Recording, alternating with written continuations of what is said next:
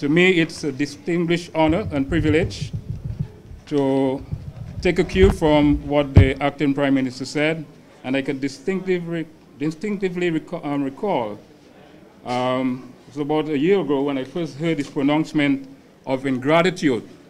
We were having the formal opening of this place, but it was somewhere in the auditorium when he said that we do not want to be a country known for ingratitude. And so it was very fitting to hear him again reminding us of the importance of the virtue of gratitude.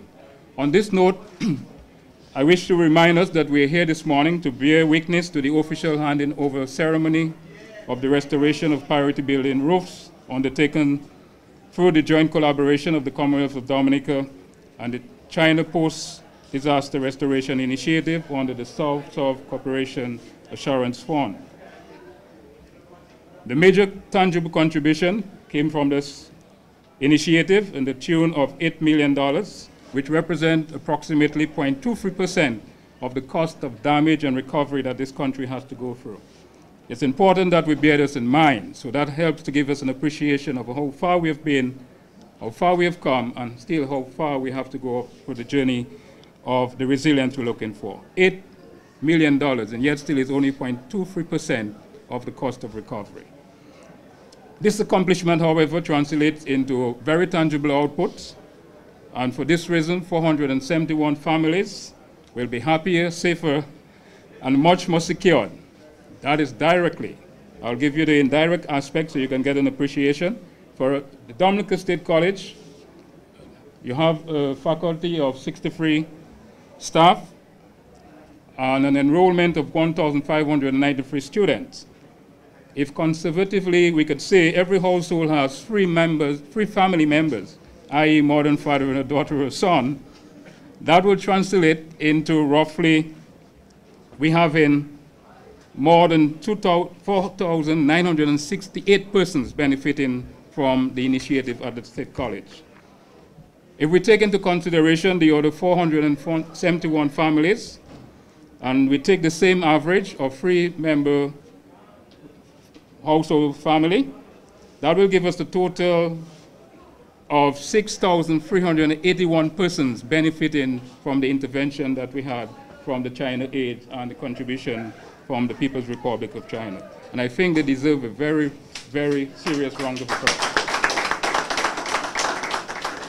And to the ambassador, I think it's very fitting because being associated with the project, I know it was the target of the People's Republic of China to have at least 5,000 persons impacted positively by this project. So, Excellency, you have far exceeded your target, and to us that speaks very volume. I didn't mention, of course, the PMH and the other public institution for reasons of that, but I first want to stand out for recognizing the Cabinet of Ministers, because for those of you who mightn't be aware, before anything can happen in this country, especially a public development, it must have the endorsement of Cabinet.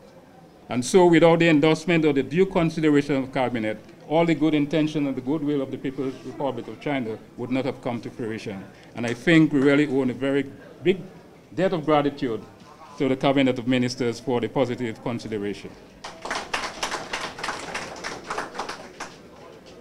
To the People's Republic of China, of course, your profound benevolence in the donation of the tangible financial resources speaks volume. And again, I want to echo the sentiment and the gratitude of the acting Prime Minister when he said that we are truly grateful for your contribution, Your Excellency.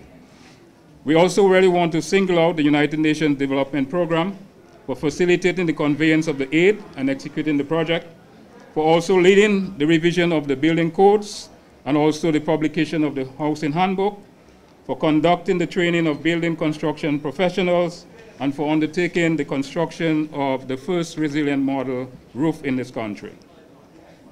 The government and people of the Republic of Cuba for coming to our technical support. They provided all the technical expertise and support that we need in the form of providing us with 80 highly trained and experienced building professionals.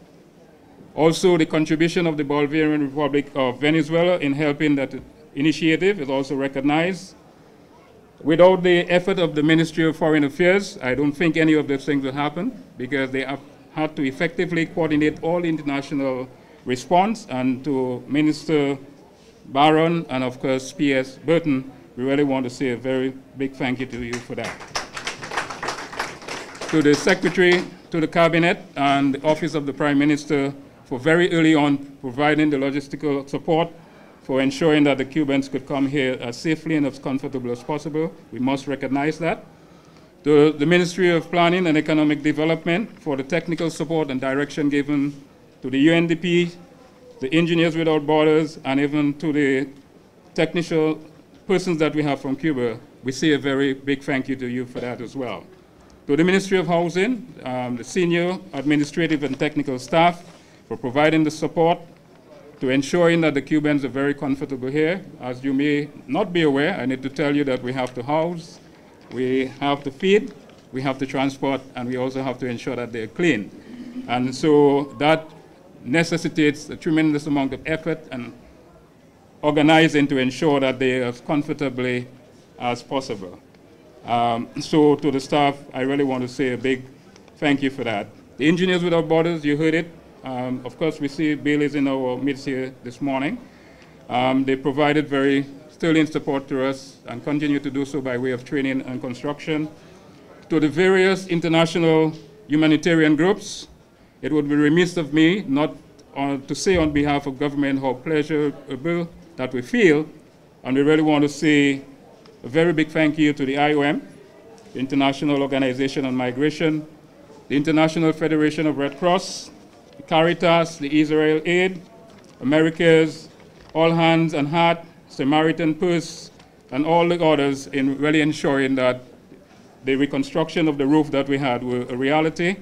I also want to single out the other service providers for ensuring our Cuban colleagues are very comfortable, the landlord, the cleaners, the cooks, and of course the bus drivers, in ensuring that they are comfortably and safely transported to the various parts of the country.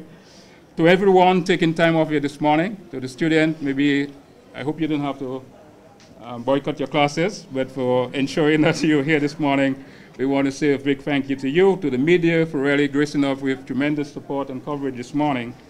I really want to say to everyone again, thank you very much for being here and for ensuring that we continue to show our gratitude for taking this country along the journey of resilience and recovery. Thank you very much.